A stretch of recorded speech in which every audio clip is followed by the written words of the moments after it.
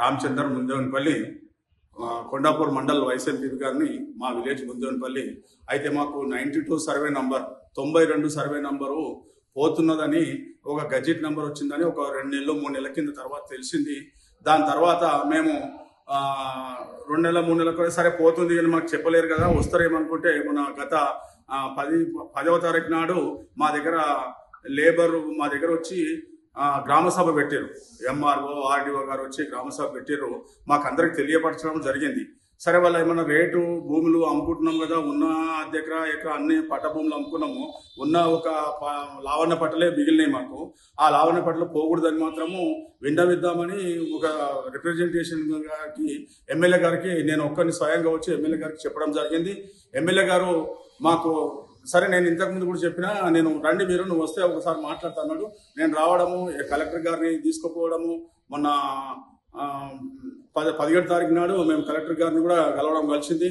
ఆమె కూడా సానుకూలంగా స్పందించి, మేడం గారు మీకు కెమికల్ ఫ్యాక్టరీ అయితే ఏమండి, మా కోరికలేయో ఒక ప్రతి మనిషికి ప్రతి ఇంటికి ఒక ప్లాట్ ఇవ్వమని అడిగినాము. ప్రతి మనిషికి మాకు ఉపాధి కోల్పోతున్నాం మేడం గారు, మాకు ప్రతి మనిషికి ఒక ప్లాట్ ఇవ్వమని కూడా అడిగినాం. ప్రతి మనిషికి ప్లాట్ ఇవ్వమన్నాము, ప్రతి మనిషికి ఒక ఉద్యోగం ఇవ్వమన్నాము.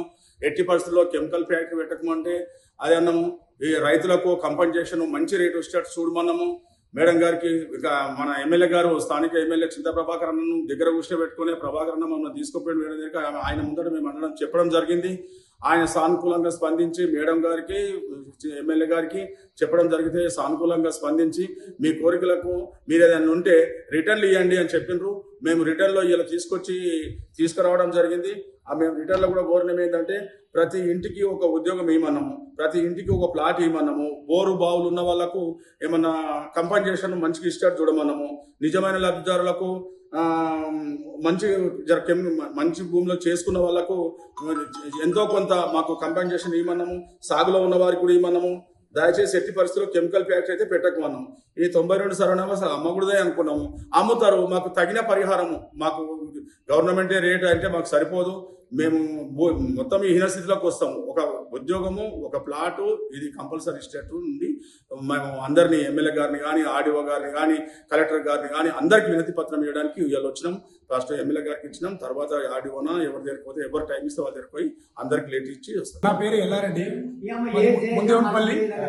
92 సర్వే నంబరు పోతున్నది కాబట్టి ఒక మండలం నుంచి ఎంఆర్ఓ ఆర్డీఓ వీళ్ళందరూ వచ్చి మాకు తగిన న్యాయం చేయాలని కోరుతున్నాము. మేము ఆడ పోయే రేటు మాత్రము పట్ట ల్యాండ్ 3 కోట్లు పోతుంది.